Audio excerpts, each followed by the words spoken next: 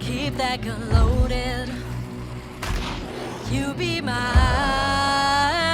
eyes, 'cause these devils among us are out for our souls. Get your gun, get your knife, lace your boots. We ain't fighting alone. Bonjour à tous, vous êtes avec Sacha sur la chaîne My Little Hunter. Pour l'épisode 2 de Dans la tête de Sacha, je vais encore une fois faire de la solo versus trio. On va faire que 2 parties, et c'est l'histoire de Jim Watson. J'ai décidé de prendre un loadout original qui est à la fois polyvalent, assez fort et très très fun, très beau jeu. Normalement vous l'avez déjà vu dans une autre vidéo. J'avance prudemment et méthodiquement en essayant d'aller le plus vite possible grâce à mon injection d'endurance et de parcourir la map jusqu'à trouver le boss, si possible le premier. Comme vous pouvez le constater, la game est assez vide, assez calme. Je ne comprends pas trop ce qui se passe. Je me dis que la game n'est certainement pas full vu qu'il est très tard. Et donc, je suis confiant, quoi. J'ai pas peur d'avancer. Comme vous vous en doutez sûrement, à la fin de la deuxième partie, mon personnage va mourir, ce qui signe en général la fin de l'épisode. Donc on va faire le même exercice que dans l'épisode précédent, c'est-à-dire, une fois que je serai mort, d'après vous, laissez dans les commentaires comment vous pensez que je suis mort, quelle était mon erreur, qu'est-ce qui m'a conduit à la mort. Ce petit exercice va devenir récurrent dans cette série. Je pense que c'est très important pour progresser de se rendre compte, de comprendre à quel moment on a merdé, qu'est-ce qu'on a fait de mal pour perdre. Si on arrive à être honnête et lucide sur la situation, on remarquera que c'est toujours de notre faute. À moins de tomber contre un cheater, on est toujours responsable, coupable de notre défaite. Ce n'est pas l'ennemi qui fait quelque chose et du coup tu ne peux rien faire. T'as forcément merdé quelque part à un moment donné. Bon, on arrive enfin dans l'action. Je vous récupère juste après.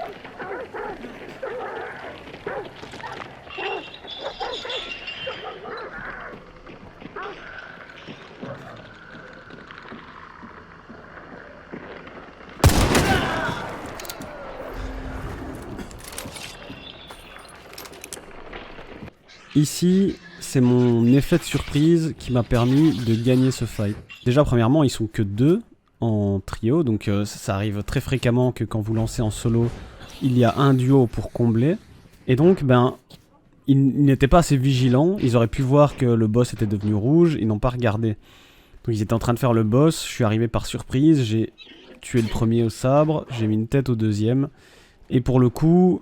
Ils n'ont pas pu faire grand chose. Entre les chiens qui aboient et l'araignée qui fait du bruit, le deuxième n'aurait jamais pu savoir que j'avais ouvert la porte double et je lui ai mis une tête entre guillemets par surprise aussi, même s'il savait que j'étais là, il ne savait pas où j'étais. Dans Hunt, l'effet de surprise est très important et c'est pour ça que le son l'est aussi. Le fait est que le placement est quelque chose qui est très important. Si vous pensez que l'ennemi est à un endroit et que vous surveillez cet endroit avec votre mire, vous tenez une ligne comme on dit vulgairement, et que le mec n'est pas là et 50 mètres sur votre gauche et vous met une tête par surprise, vous ne soupçonniez même pas cet endroit d'être dangereux et du coup c'est l'effet de surprise qui va causer votre mort. Donc le son est lié à l'effet de surprise et l'effet de surprise peut être lié à une victoire ou une défaite. Et en parlant d'effet de surprise, j'ai été totalement surpris par une autre équipe qui était là en embuscade. Je les ai scan et donc je prends la fuite parce que ce fight ne raconte rien de bon pour moi. Je ne peux pas gagner ce fight. Pourquoi ? parce que j'ai la prime, je suis tout seul et ils sont beaucoup trop. Bon, un petit kill gratuit quand même avant de partir. Lors d'un gunfight classique, à armes égales, on va dire ça comme ça, s'ils sont 3 et que je suis tout seul et que je pique un endroit pour prendre un duel avec un ennemi, c'est pas un duel 1 contre 1 qui va se passer, c'est un duel 1 contre 3. Je vais tirer une balle et je vais m'en prendre 3. Donc vous pouvez être le meilleur joueur du monde, si vous faites fusiller par toute la map, vous allez mourir, comme tout le monde. Donc là, j'ai préféré prendre la fuite et me dire, s'il y a plusieurs équipes qui s'entretuent, moi je vais essayer de sauver mon cul. Une première game simple, il ne s'est pas passé grand chose, mais ça jouait très safe. J'ai cru que la game était vide, ce qui n'était pas du tout le cas, c'est juste que tout le monde tryhardait. Et donc, je pense que dans cette situation, c'est une très bonne game. J'ai fait 3 kills, je suis sorti avec une prime. En solo versus trio, c'est nickel.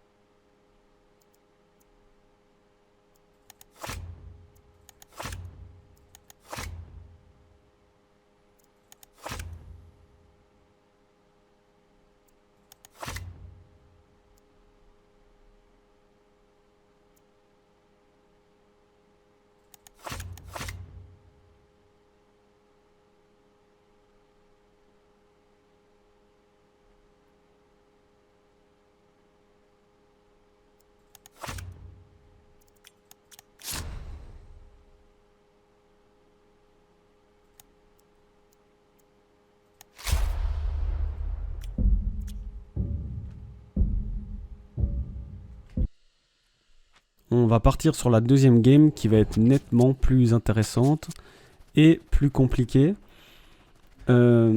Ici, je vais vous accélérer jusqu'au passage intéressant. Et ensuite, je vous laisserai tout le passage intéressant jusqu'à la fin, il n'y aura plus aucun cut. Et je vous rappelle le petit exercice de fin, c'est toujours bon à prendre. Notre cher Jim Watson a bien progressé. Il a maintenant pas mal de traits qui sont très confortables en solo. Comme par exemple, présence animale qui me fait m'en battre les couilles des corbeaux, clairement, qu'on se le dise. Serpent permet d'acquérir une prime ou un indice tranquillement. Le combo détermination lévrier et alligator permet d'être très mobile et d'être confortable au niveau de la stam quand je perdrai ma seringue, parce qu'en général la seringue elle ne durera pas toute la game à moins que je sois sorti de la game de manière express. Donc voilà, et j'ai aussi pris pas mal de traits qui m'avantagent d'un point de vue effet de surprise, comme j'en parlais, beaucoup de traits silencieux, et en solo je pense que c'est intéressant, important. Le fait que vous soyez tout seul vous donnez très peu d'informations à vos adversaires, donc ils ont du mal à identifier où vous êtes si vous arrivez à être discret, si vous arrivez à bouger au bon moment, à sprinter au bon moment, à être silencieux au bon moment. Et ça fera toute la différence entre un fight gagné ou perdu.